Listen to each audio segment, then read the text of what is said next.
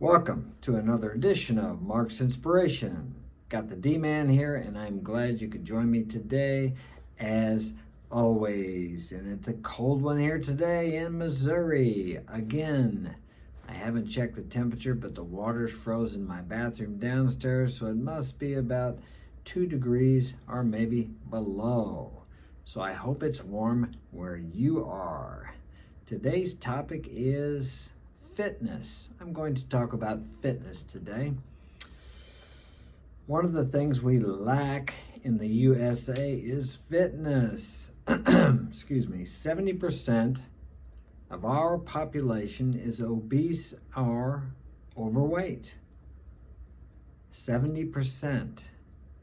Being obese is unhealthy. Okay? It's not healthy. You have diabetes, you have the problems with your joints from carrying all that weight, cholesterol levels. There's a whole list of problems that go along with being overweight. So being overweight is not healthy. Being underweight is not healthy. But in today's society, it's almost like if you talk about someone being overweight, it's like you're a shamer. Has nothing to do with shaming anyone. I've been overweight before. I didn't feel too good about it. I didn't like it. I was fat, okay? Bottom line, I was fat. I had a lot of fat. I weighed about 184 pounds. I couldn't get into my pants. I wasn't in shape. I didn't feel good about myself. And I had an eating problem. I overate, okay? That was back when I was boxing, and I developed what they call bulimia now because I would binge and purge. But unfortunately, it got to where I would binge and I couldn't purge anymore, so I gained a lot of weight.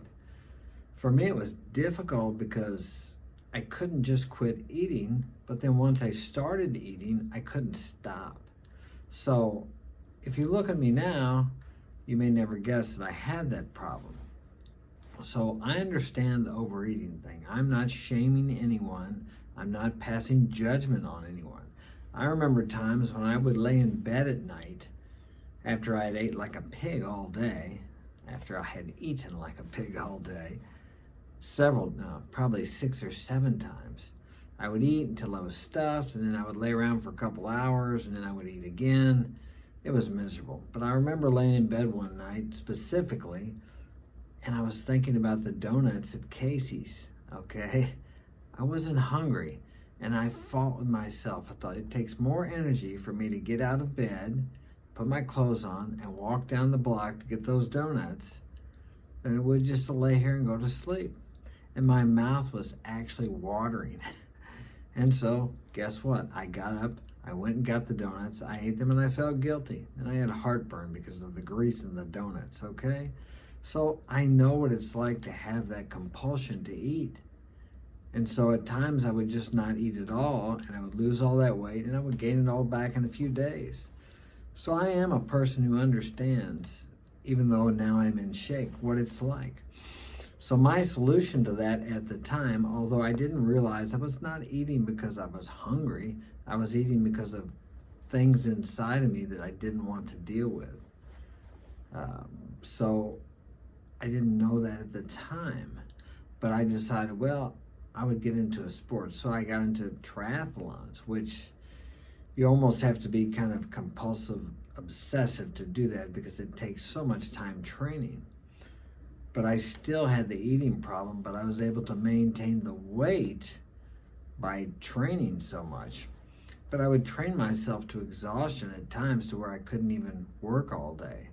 And I was self-employed, and I thought, well, maybe I just don't have what it takes to be self-employed because I can't make myself stay working all day long because I had no boss to make me. But what in reality it was, I was just so drained from training so much. I was training at least 3 to 4 hours a day. And on the weekends, like on Sunday, I would train 6 or 7 hours. I would swim, bike, and run. So I was really dragging on Monday and Tuesday. But that was one of the main problems I had anyway, was I was somewhat compulsive. I never had to have someone tell me to do more. I needed a coach to tell me to do less instead of doing more. Thus, I was injured quite a bit. And then with the eating, that developed by pigging out on the weekends and planning on dieting all week. And then, like I said, eventually got to where I couldn't do that anymore. So what is the solution to this? The solution is not working out more, because that just deals with the problem. The solution is looking within yourself. Why do you eat like that? It makes you feel good. Okay, what is it that you don't feel good about? This is really difficult, but it's the only way you can get past these things. I know people have their stomach tied, and that's just dealing with the symptom. The symptom is overeating. The problem is within you. There's feelings, there's emotions, there's guilt, there's shame. If you sit down and be quiet, what pops into your mind? Do you have things that pop into your mind every day that bother you just a little bit and you stuff them away? These are the reasons you eat. These things cause you to want to feel good. They make you feel bad. It depresses those things, at least while you're eating. But then when you finish eating, you feel worse. And then, of course, when you gain weight, you feel even more worse. Although that's not the correct way. You feel worser. No, you get the point. Okay? And I've done all that. I've been through all that. Until I started looking with myself and digging out the garbage that made me feel bad, that I depressed down with the food. Sometimes it was alcohol or drugs, whatever worked. Anything that would make me feel good right now. Sex, a relationship, a girlfriend, anything. Anything that makes me feel good can be addictive. I've never been addicted to sex, but I have been addicted to relationships. So I guess there's sex involved in that. But if it were just sex, if you're addicted to sex, then you're out sleeping with prostitutes. Maybe you're addicted to pornography. But I was more addicted to the relationships. Yeah, sex was part of that. So, but anything can be addicted. I've been addicted to working. I've been addicted to sports. Anything that you do so much that it causes problems. And my relationships have caused me problems in my life. I wasn't able to let go of them. My sports have caused me problems because I trained so hard I was hurt a lot. My work has caused me problems because I can work too much and neglect other things. So all these things are forms we use to run away from ourselves, to not look within ourselves. And such as food is a good example of that also. Because while you're eating, you feel good.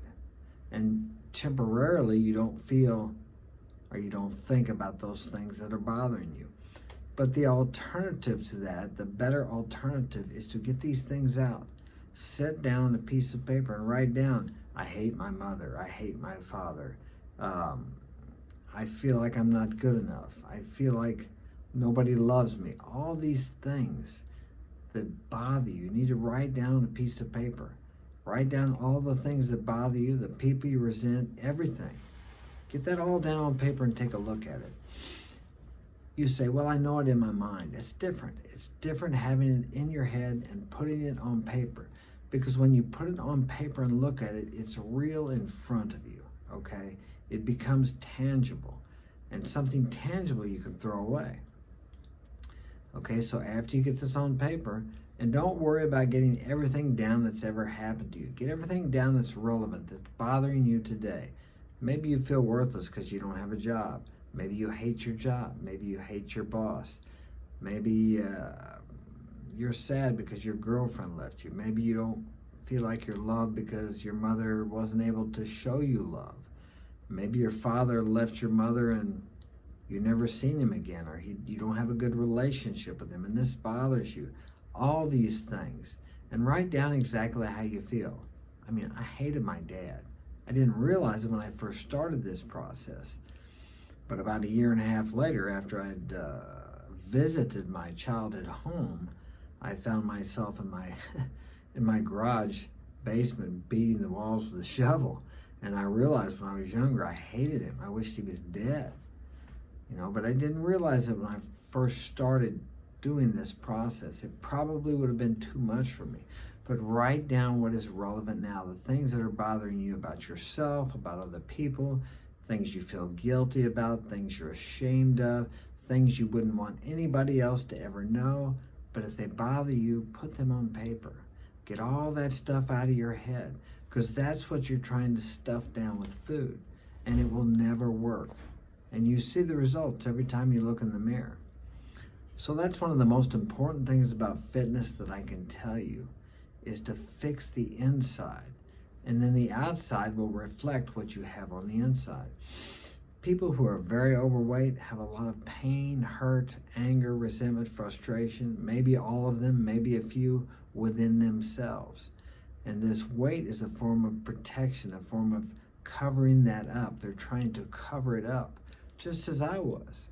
Okay, but when you get this stuff out in the open and you deal with it, it will relieve you of the need to temporarily make yourself feel better with food, or drugs, alcohol, whatever, or all of the above, smoking, whatever it happens to be. These things inside of you are what cause you to actually hurt yourself, because you don't feel good about yourself. We all know that overeating is not good for us, but we do it anyway. We can't seem to stop ourselves. But I was once as you are. I may not have gotten as big as you are, or maybe I got bigger than you are.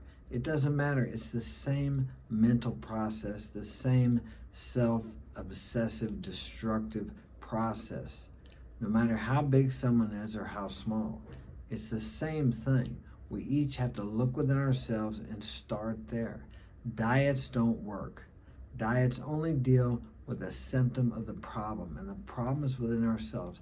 So start that today, get that on paper, and we will move on to another step of this process to relieve you from this obsession to eat. It really does work. I can testify to that. I've seen it work for other people. Actually, they have the, Overeaters Anonymous or something like that. I did go to one of those meetings years ago. I think they practice this, and they have their 12 steps. It's the same thing. I'm just explaining it to you in a different way, okay? I'm going to post a picture of myself, how I look today. I'm in good shape. I'm 60 years old. So no matter where you are in your life, don't believe it's too late or that you can never look like you want to look. You can look like that.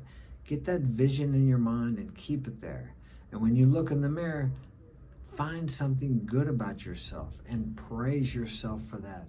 Tell yourself you love yourself. That's so important. Louise Hay talked about that. That's where I got that from. And it really does work. Just be persistent and consistent with it. You're worth loving. Love yourself, and then the world will love you back.